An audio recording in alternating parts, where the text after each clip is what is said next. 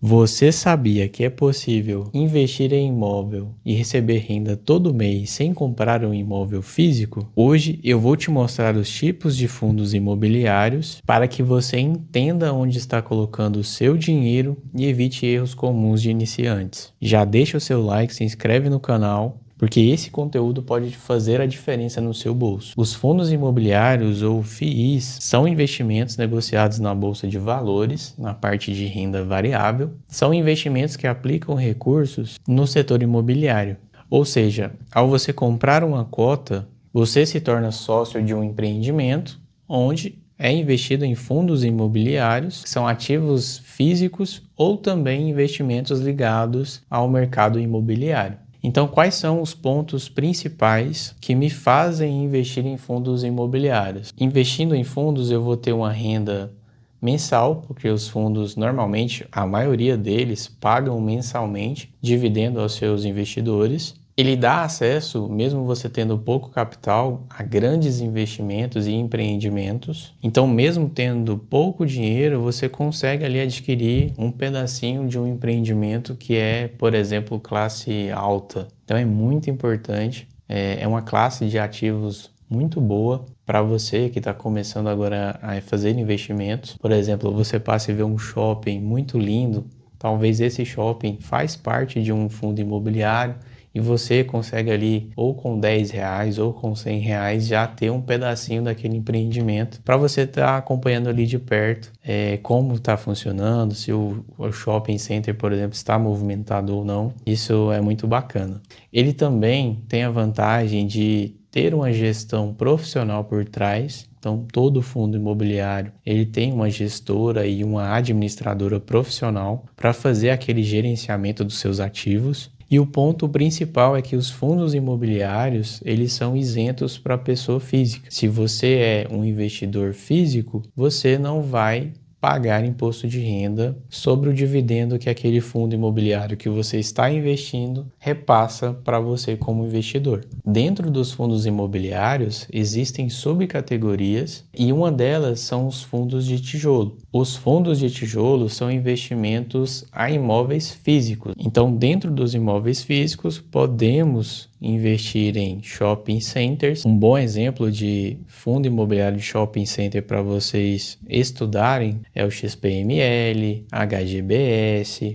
PMLL, tem o HSML também. Então, esses fundos imobiliários, eles podem investir um pedaço desse patrimônio. Então, de 100%, ele pode investir 5%, 10% ou até mesmo 100% daquele shopping. Um bom exemplo de ser dono de shopping imobiliário é o HSML. Ele tem a filosofia de investir 100% daquele shopping, por exemplo. Já o XPML, o HGBS, eles compram normalmente uma participação significativa naquele empreendimento. Temos também prédios corporativos, citar alguns exemplos como o PVBI, que ele é meio prime, são imóveis de classe A, com boas localizações. Temos também RECT 11, FATN 11, temos JSRE, são fundos imobiliários mais conhecidos que vale a pena você fazer ali uma análise e decidir se realmente, de fato, faz sentido entrar com esses fundos imobiliários no seu portfólio.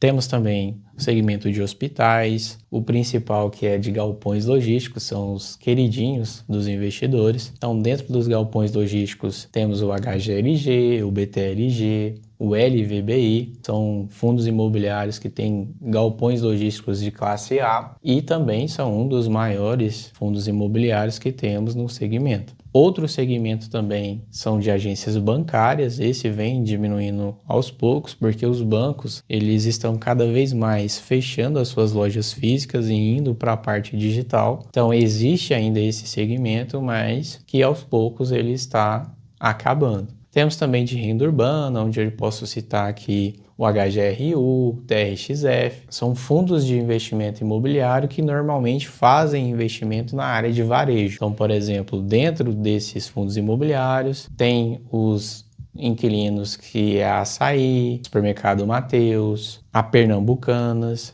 Então, dentro desses imóveis, possui inquilinos que são grandes empresas por trás e que fazem locação desses galpões logísticos, desses centros de distribuição, área de varejo, atacadista, atacarejo. São fundos imobiliários que têm crescido bastante e vale a pena também o estudo dessa área de varejo. E para exemplificar ainda mais essa parte de tijolo, é basicamente você receber parte do aluguel que é pago por esses inquilinos que estão dentro desse imóvel. Mas lembrando também que esses imóveis eles vão ter um risco. Então, se você está investindo em renda variável, mesmo que os fundos imobiliários tenham uma oscilação bem menor comparada às ações, ainda há risco. Dos fundos de tijolo, temos o risco de vacância, ou seja, aquele imóvel ele pode estar 100% alugado ou até mesmo 20% alugado somente. Então, esses 80% de vacância seria um prejuízo, porque se o seu imóvel não está locado, obviamente você como o investidor, você também vai ter uma renda menor de provento distribuída vinda daquele fundo imobiliário. A questão de vacância é um risco para imóveis físicos. Tem também a revisão dos contratos. Então, toda revisão existe um indexador de contrato, ou ele vai variar entre IPCA, Selic ou IGPM, que é o mais comum. Se naquele período de renovação do contrato você tiver um indexador com a variação maior naquele momento, obviamente o contrato vai ser renovado com um valor superior ao anterior. Já se esse indexador tiver uma variação menor, pode ocorrer de a renovação desse contrato ser por um valor mais abaixo do que aquele que vinha sendo pago anteriormente. E outro ponto principal também para imóveis físicos é a questão da localização. Então, se a gente for pegar um exemplo de imóveis de galpões logísticos, a localização é algo primordial, porque se você tiver um imóvel bem localizado, um galpão logístico, você conseguirá fazer o transporte de uma maneira mais fácil para empresas de transporte, Mercado Livre ou e-commerces digitais. Isso é de extrema importância. Então, uma boa localização vai garantir que o seu imóvel sempre vai estar locado e também vai facilitar, se por um acaso o fundo imobiliário optar por vender aquele imóvel. Por uma boa localização, provavelmente na venda, você conseguiria vender muito mais rápido do que um imóvel de uma localização ruim. Outro segmento também muito importante são os fundos de papéis. Os fundos de papéis, eles também investem em imóveis físicos, mas o principal deles, títulos imobiliários. Ele vai fazer investimento em CRIs, certificados de recebíveis imobiliários. As características dos CRIs são uma renda mais previsível, por quê? Porque um CRI ele pode ter uma duração de 4, 5, 10 anos e os juros daquele contrato ele vai ser repassado todo mês ao investidor. Obviamente tem uma renda mais previsível. Claro que também há riscos. Por exemplo, se uma empresa fez um CRI com um fundo imobiliário e ela não arcou com as despesas que ela prometeu, existem travas nesse contrato no qual tem as garantias. E aí o fundo imobiliário não recebendo esse valor, ele pode acionar as garantias. Então essa garantia pode ser a própria empresa, algum empreendimento que essa empresa possui. Isso vai depender muito de quem adquiriu o contrato, a securitizadora e também o fundo imobiliário que está emprestando aquele dinheiro. Outra característica importante também é o menor risco de vacância, tendo em vista que esses fundos destinados à área de CRIs, eles não possuem muito imóveis físicos, a maioria são CRIs. Então a vacância é algo que não é considerada para esse segmento. Outra característica também que é um risco é a sensibilidade aos indexadores de inflação, por exemplo, e aos juros. Se eu tenho um CRI atrelado ao IPCA e o IPCA está baixo, obviamente o retorno será menor. Os juros sobre aquele CRI será menor. A Selic atualmente ela está a 15%. Se eu tiver um CRI atrelado à Selic, obviamente eu estaria recebendo melhor de acordo com os juros a 15%. Então, o indexador ele varia muito e ele é muito importante decifrar qual o recebimento que você terá naquele mês. Resumindo, o investimento em papel é como se você emprestasse dinheiro ao setor imobiliário e recebesse juros durante um determinado tempo estabelecido no contrato. Temos também o segmento de fundos híbridos. Ele possui uma maior diversificação, porque os híbridos eles misturam tijolo e também papel no seu portfólio. Posso investir em uma laje corporativa, um galpão logístico, mas eu também posso investir em certificado de recebíveis imobiliários. Ponho tudo isso em uma cesta e com isso eu fico muito mais diversificado, como se eu estivesse somente em um segmento de fundo imobiliário. Eu tenho uma maior flexibilidade na gestão. A gestão ela tem mais opções no seu portfólio para poder fazer investimentos. E isso eu também equilibro a minha renda e risco. Se os fundos de papéis estão dando um rendimento maior, eu estou com eles na minha carteira. Se os fundos de laje corporativa estiverem com um momento melhor, eu também estarei navegando entre esses investimentos. Então sempre vai balancear a minha carteira. Posso citar como exemplo o KNRI, que ele é um fundo híbrido mais no rumo de tijolo, porque ele investe em lajes corporativas, galpões logísticos. Temos também o ALZR11 também, que vale a pena estudar para você ver se é um segmento bom para a sua carteira. Então o ALZR ele vai investir em galpões logísticos, lajes corporativas. Ele também está fazendo investimento em data centers, também faz investimento em grandes escolas, seja do ensino médio ou fundamental, também tem faculdades. Então é muito importante que você diversifique sua carteira.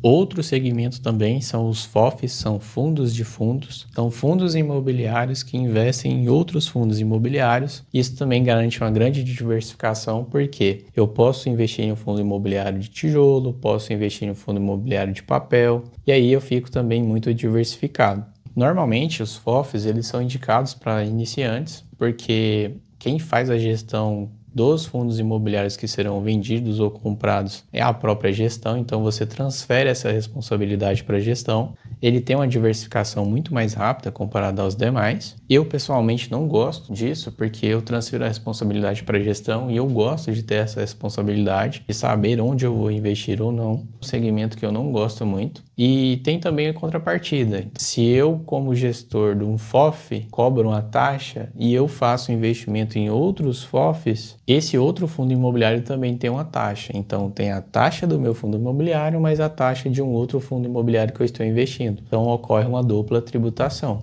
E outro ponto muito importante também é que para eu fazer este investimento, eu tenho que ter total confiança na minha gestão, porque é ela que vai gerenciar e saber qual fundo imobiliário comprar no momento certo e qual fundo imobiliário eu vou poder vender no momento certo, de forma que ali eu tenho um lucro sobre essa venda ou essa compra. Outro segmento importante também é o segmento de fundos de desenvolvimento. Esses fundos eles investem em imóveis que ainda estão em construção ou inicia esse desenvolvimento do zero. As vantagens é que ele tem um potencial de maior valorização no longo prazo, porque ele faz simultaneamente vários desenvolvimentos em várias regiões diferentes. Então, quando eu termino aquela construção, eu posso receber o valor do imóvel construído, eu posso receber os inquilinos que estão pagando aluguéis, ou eu posso receber uma participação na venda também daquele imóvel ou de um apartamento específico, no caso de ser um desenvolvimento residencial.